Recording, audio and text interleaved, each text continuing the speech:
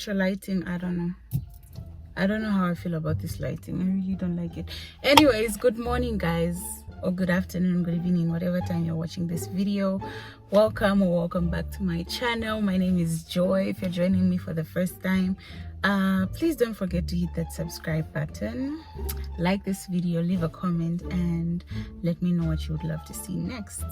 So as promised, I said I'll make another video when I reached 84 subscribers. We are currently on 122. Wow, you guys did that.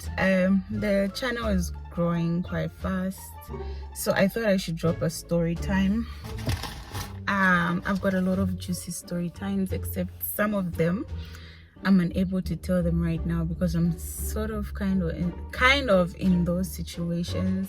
Once I leave the particular situations, then I'll be able to share those story times. Okay, but if you can see from the background and how I'm dressed, I'm at work and it's a Sunday. So yeah, I've been working from Monday to Sunday and I'm coming back tomorrow on Monday. So I've not had a weekend, guys. Choose your jobs wisely. I do not have a weekend. I've been working from 6 to 6. But anyway, what can we do? We have to push. Anyways, this story time is also dated quite a few years back. It's a story of how my leg almost got amputated. That's right, I almost had my right leg cut off. So this story starts back in a few years back. I don't want to say the year. So I was in the 9th grade.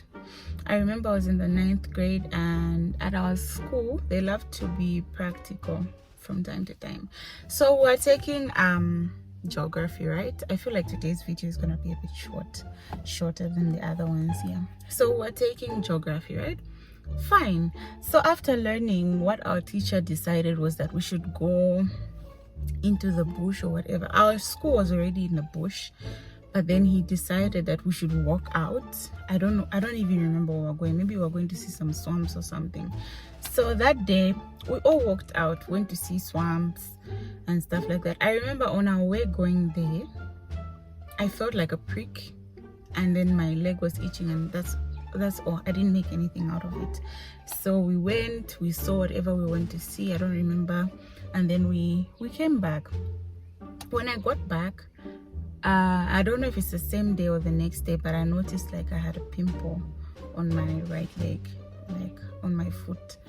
So you know how girls are with pimples most of the time, you want to pop it, right? So I think I did pop it. I did scratch it and pop it, and then the day after that I now had 3 pimples on my leg. So it wasn't 1, it wasn't 2, but it was 3 pimples on my leg. I'm like, okay, didn't make much out of it because I'm like, I'm at this school, anything can happen. Maybe it's wash block water, because the last time on my left leg I had like some water from the wash block like splash on my leg, and I had a sore. So I didn't make much of this thing, so I'm thinking maybe it's wash block water or something. So I scratched it as well. I think I popped them. Then after some time I noticed the pus from my leg wasn't stopping, but it wasn't much, like there was some pus and stuff like that. So I went to the clinic. No, it was a hospital. Yeah, there's a hospital like some 10 minutes walk from school. So I went there, and there was, I know if she wasn't black, I don't know if she was white or Korean. I feel she was Chinese. Yeah, I think she was a Chinese lady, right? I think they used to come from time to time. It was a mission school, so I don't know the connection really, but then would have white people come from time to time. So there was a Chinese, let me just say an Asian doctor there, and what she did was she just pressed it. She didn't do any further investigations, which I feel was wrong. As a health professional, you should make sure you exhaust all your options when it comes to the health of your clients, the health of your patients, and I feel like she didn't do that. All she did was she just pressed my leg. Some pus came out, she wiped it, that's fine. I think she gave me some antibiotics, and I went about my day. That's how I went back to school. But I noticed my leg wasn't, like, the sore wasn't healing per se, and after some time my leg started to swell. It got so big I couldn't even fit my shoe. It got so big that when I put it down like this, it would pain so much. My leg would only feel better when it's elevated, right? So I didn't even make quite I don't even know, I don't understand. I didn't make much of it, right? So I noticed I couldn't fit my shoe. So I couldn't walk, I couldn't fit my shoe, and I would only feel comfortable when my leg is elevated. So my classmates, my friends and classmates were so kind. They would always put me on their back. They'll never let me walk. So I would move with one. Oh, there's a squirrel. There's a squirrel. So I would move with one shoe, and then they'll put me on their back. At that time, I don't feel like it was very, very serious, but yeah, I feel like the teachers, the people at the school also should have taken me seriously. You get? So after I failed to walk, I now started missing classes. I think I wasn't in class for like a month. And also, the thing that now worries me is why my class teacher was not concerned. Because every morning would have devotion. I don't know why my voice is breaking. Every morning would have devotion. This pupil is not in your class. It's a boarding school. So where is she? They didn't take that initiative to find out. So I was not in class for like a month, and you know, I was just at the dormitory. I couldn't walk, my leg was so swollen, I could only have it elevated like this. No teacher took the initiative to take me to the hospital, or at least call my mom, right? But then anyway, thank God we had like a relative there. I had like a relative at the school. So I don't think she never used to check on me all the time, but I feel like she, from time to time, I used to go to her place from time to time because I like watching TV, guys. I like to eat nice food. So she would tell me not to come there a lot, but I used to go. I was small. I used to go. I'm like, So I feel like she noticed that this girl hasn't been here in a while. So I feel like she asked some of my friends or classmates, and then that's how she managed to come to the dormitory. When she came to the dormitory, thank God, she managed to call my mom. She called my mom. No, sorry. Before she called my mom, she came to the dormitory, and she's the one that took me to the hospital. She took me back to the hospital. So what had happened was I couldn't pee while sitting down, right? I could only pee while standing, and my legs should be elevated like this because I was in so much pain now, you guys. The pain became too much. It became too much. I could only pee with my leg like up like this. So they used to say I used to pee like a dog. And I agree. And because of how dirty the wash blocks were, I used to pee outside, and I stopped going to the toilet. So I couldn't do number 2. I could only do number 1. So mind you, like a whole month has gone by. I've not gone to the toilet. Yeah. So after my leg situation became a bit worse, I think it started to darken also.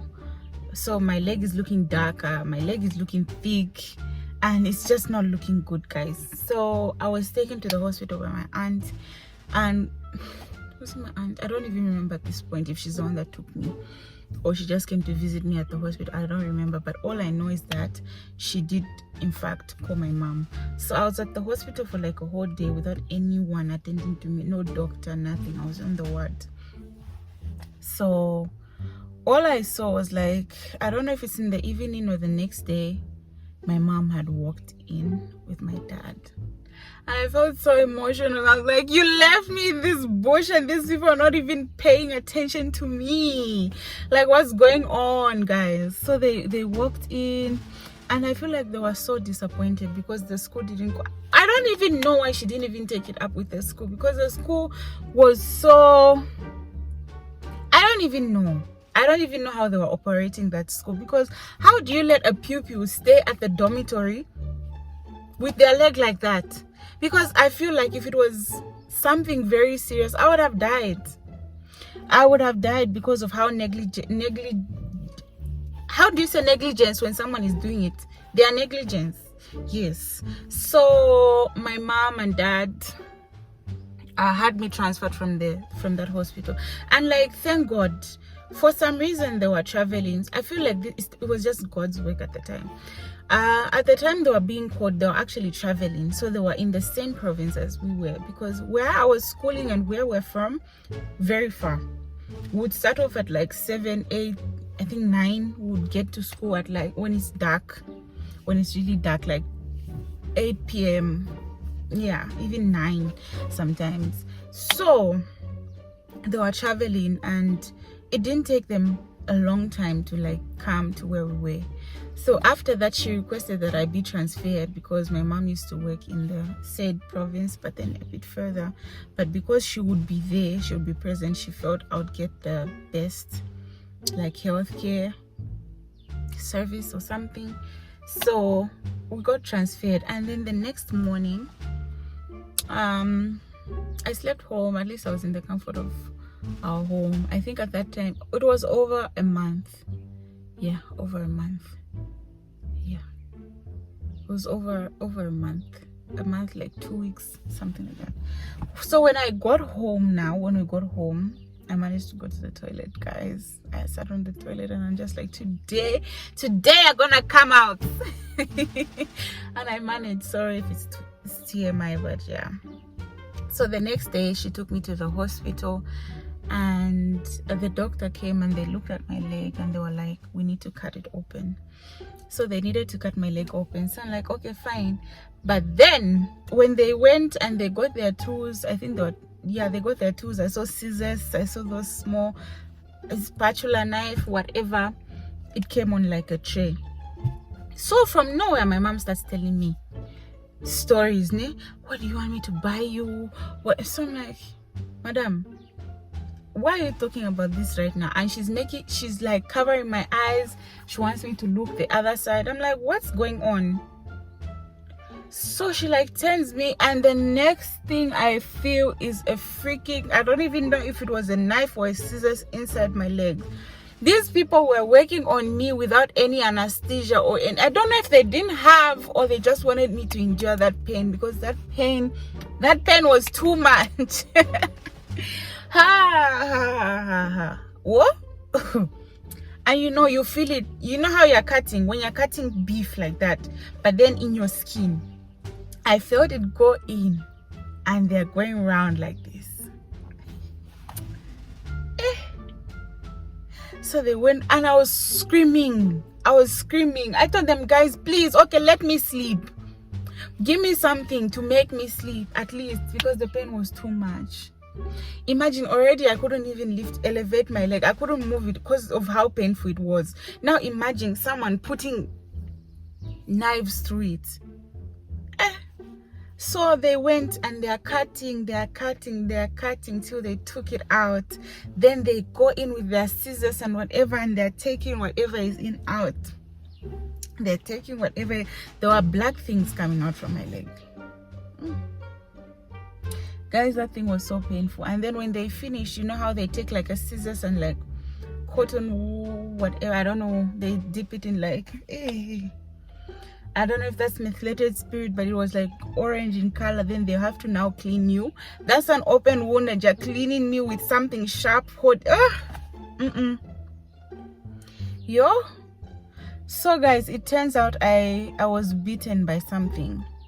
I was bitten by I don't know if it was a snake or a scorpion or something venomous. But to my surprise, the venom did not spread up. Like, you know how when something bites you, like it goes up your bloodstream? No, mine just circulated on my leg. See, like, this is your foot. It bit me like somewhere here, and instead of the venom like going up, it just spread here. It just spread here.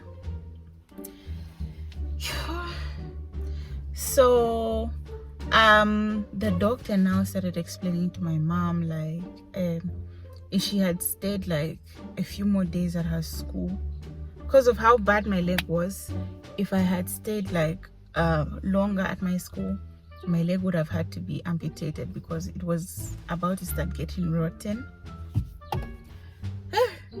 Imagine the negligence. Imagine what I would have done. I don't know what my mother would have done. I don't know if she would have done anything, but I feel like I would have sued that school.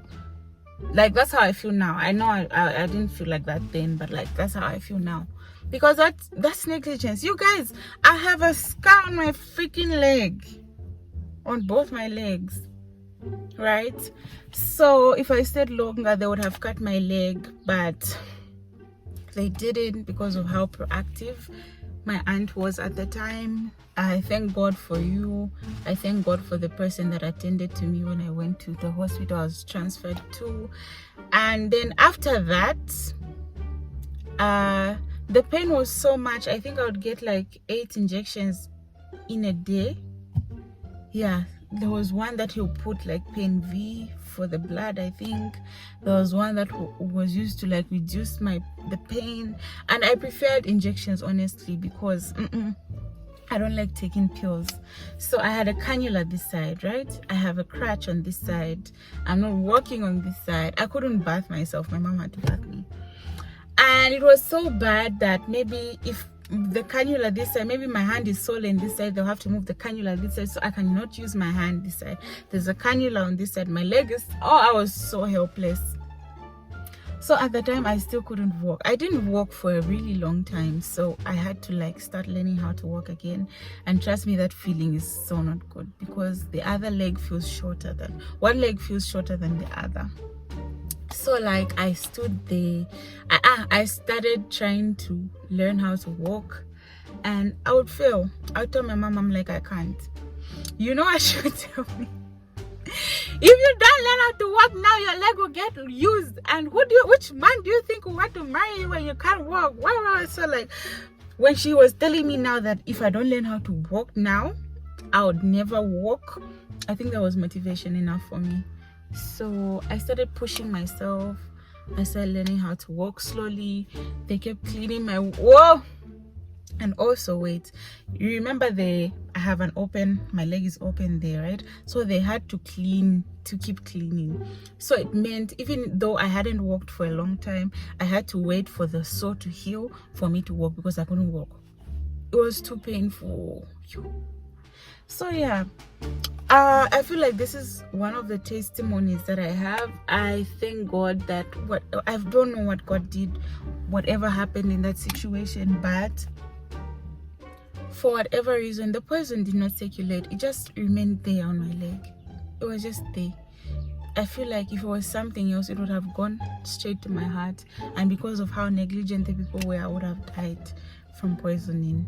But yeah, God somehow worked through that situation, and I saw God at work in that situation, and the poison it was just localized just there. And thank God that the people that acted the way that they acted at the time, they acted right on time. I feel like they acted right on time, and I feel like that happened to me for a purpose, so that I can be able to like testify or something. But yeah, I'm walking, guys. I'm walking. I have my 2 legs, and I have a scar.